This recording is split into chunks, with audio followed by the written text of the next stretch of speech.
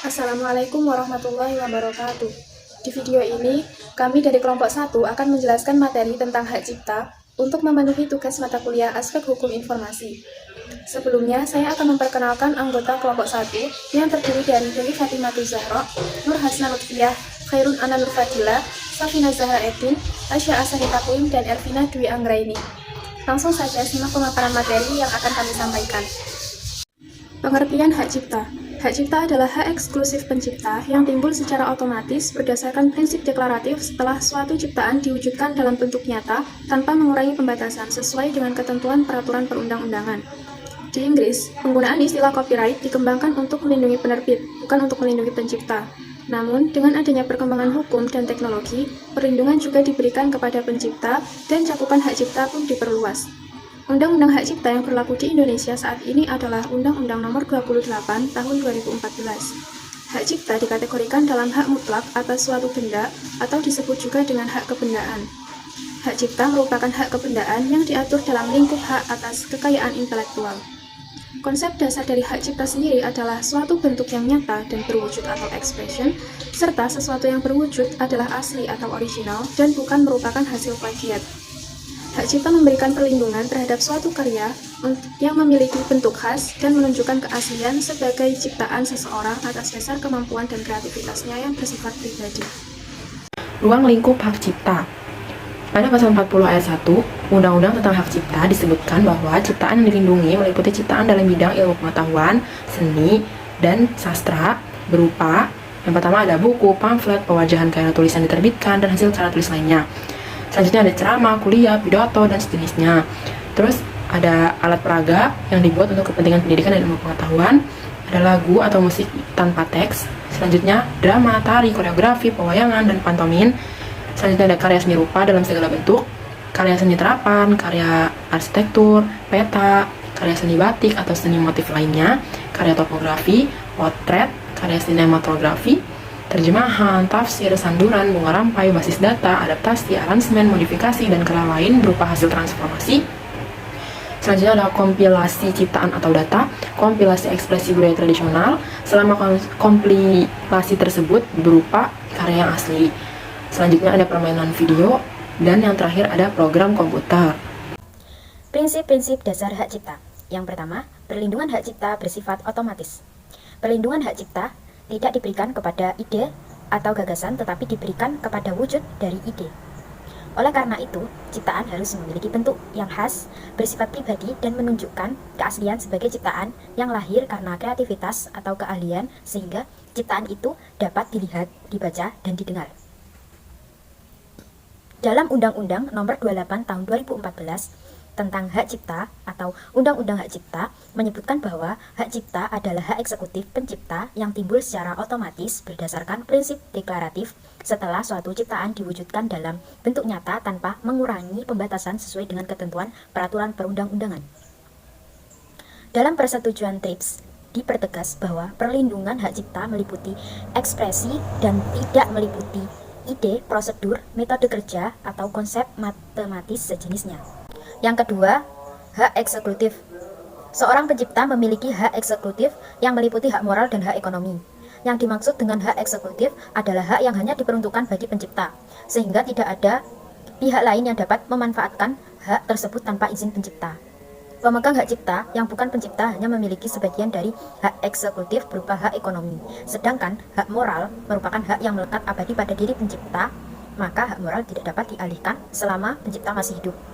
Tetapi pelaksanaan hak tersebut dapat dialihkan dengan wasiat atau sebab lain sesuai dengan ketentuan peraturan perundang-undangan setelah pencipta meninggal dunia. Yang ketiga, pencipta dan pemegang hak cipta. Suatu karya cipta merupakan sebuah karya yang dihasilkan oleh seseorang yang disebut dengan pencipta. Pada hakikatnya bahwa pencipta adalah seorang atau beberapa orang yang secara sendiri-sendiri atau bersama-sama menghasilkan suatu ciptaan yang bersifat khas dan pribadi. Orang yang membuat suatu ciptaan tidak hanya dapat dilakukan oleh satu orang, tapi dapat dilakukan oleh beberapa orang untuk menghasilkan suatu ciptaan. Sebagaimana disebutkan sebelumnya bahwa seorang pencipta memiliki hak eksekutif, yaitu hak moral dan hak ekonomi. Dalam mengelola haknya, pencipta juga bertindak sebagai pemegang hak cipta atau sebagai pemilik hak cipta. Dalam suatu ciptaan yang dapat dialihkan haknya adalah hak ekonomi, sedangkan hak moral tetap melekat pada diri pencipta untuk selamanya. Oleh karena itu, pemegang hak cipta adalah pemilik hak cipta, pihak yang menerima hak tersebut secara sah dari pencipta, atau pihak lain yang menerima lebih lanjut hak dari pihak yang menerima hak tersebut secara sah. Cipta Digita. Perlindungan hak cipta pada era digital adalah penyediaan hak cipta yang akan digunakan oleh publik agar dapat menyelesaikan konflik hukum hak cipta pada era digital. Hak cipta era digital mencakup database dalam artian menyajikan informasi, pengetahuan, fakta, konsep, atau instruksi dalam teks, gambar, audio, video yang sedang diolah ataupun disusun secara formal dan telah diproduksi oleh komputer. Pendaftaran hak cipta. Pendaftaran hak cipta dapat dilakukan dengan beberapa cara. Di antaranya yang pertama adalah dengan mendatangi langsung kantor pusat di Direktorat Jenderal Hak Kekayaan Intelektual, atau mendaftarkan di kantor wilayah Kementerian Hukum dan Hak Asasi Manusia Republik Indonesia bagi yang berada di daerah tersebut. Terus yang kedua, bisa dengan menggunakan jasa konsultan hak cipta yang dijamin sudah terpercaya. Jangka waktu perlindungan hak cipta. 1. Perlindungan hak cipta. Seumur hidup pencipta kurang lebih 70 tahun. 2. Program komputer. 50 tahun sejak pertama kali dipublikasikan. 3. Pelaku. 50 tahun sejak pertama kali dipertunjukkan. 4. Produser perekaman. 50 tahun sejak pertama kali divisasikan. 5. Lembaga penyiaran. 20 tahun sejak pertama kali disiarkan. Berikut contoh dari pelanggaran hak cipta. Yang pertama, mengunggah atau mengunduh ciptaan berupa lagu, video, foto, gambar, tulisan secara tanpa pihak. Yang kedua, membuat website dengan menggunakan gambar, foto, atau tata letak, atau desain, atau video tanpa hak. Yang ketiga, mengakui karya tulis orang lain sebagai karya tulis sendiri. Yang keempat, kasus pelanggaran hak cipta buku berupa buku bajakan. Yang kelima, kasus pelanggaran hak cipta teknologi informasi berupa software retasan. Yang keenam, kasus pelanggaran hak cipta logo berupa penjiplakan logo. Yang ketujuh, kasus pelanggaran hak cipta akan karya sinematografi berupa cuplikan atau film. Bentuk penyelesaian sengketa dibagi menjadi dua bagian. Yang pertama, bentuk penyelesaian sengketa hak cipta secara litigasi peradilan dibagi menjadi tiga, yaitu yang pertama, gugatan perdata. Dengan pembatalan pendaftaran ciptaan dapat mengajukan gugatan pembatalan ke pengadilan niaga, kemudian gugatan ganti rugi atas pelanggaran hak cipta pencipta, pemegang hak cipta, atau pemilik hak terkait berhak mengajukan gugatan ganti rugi kepada pengadilan niaga atas pelanggaran hak cipta atau produk hak terkait. Kemudian meminta penyitaan ciptaan alat penggandaan yang digunakan untuk menghasilkan ciptaan hasil pelanggaran hak cipta dan produk hak terkait. Kemudian menghentikan kegiatan yang berkaitan dengan hasil pelanggaran hak cipta dan produk hak terkait.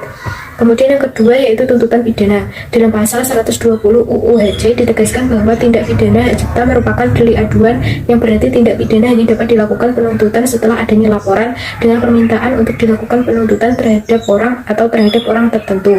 Gugatan atas pelanggaran hak cipta diajukan kepada Ketua Pengadilan Niaga. Kemudian yang ketiga, penetapan sementara pengadilan.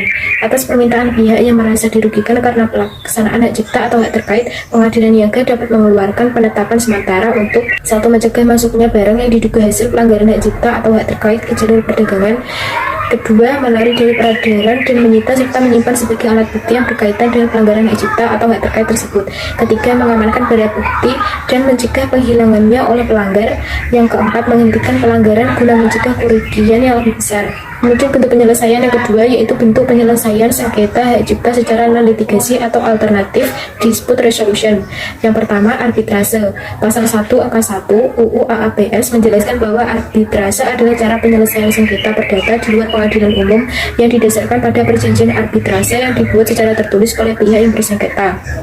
Arbitrase digunakan untuk mengantisipasi perselisihan yang mungkin terjadi maupun yang sedang mengalami, serta untuk menghindari penyelesaian sengketa melalui lembaga peradilan yang selama ini dirasakan memerlukan waktu yang lama. Kedua, mediasi. Menurut pasal 1 angka 1 Peraturan Mahkamah Agung nomor 1 tahun 2016 tentang prosedur mediasi di pengadilan, bahwa mediasi merupakan cara penyelesaian sengketa melalui proses perundingan untuk memperoleh kesepakatan para pihak dengan dibantu oleh mediator.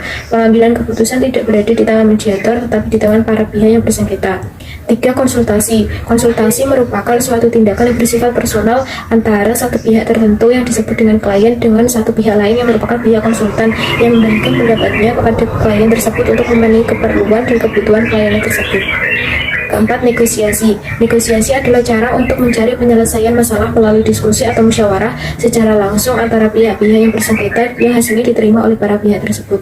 Yang kelima, konsiliasi. Konsiliasi pada dasarnya hampir sama dengan mediasi, mengingat terdapat keterlibatan pihak ketiga. Akan tetapi, peran konsilator lebih aktif dibandingkan mediator, yaitu konsiliasi adalah proses penyelesaian sengketa di luar pengadilan secara kooperatif.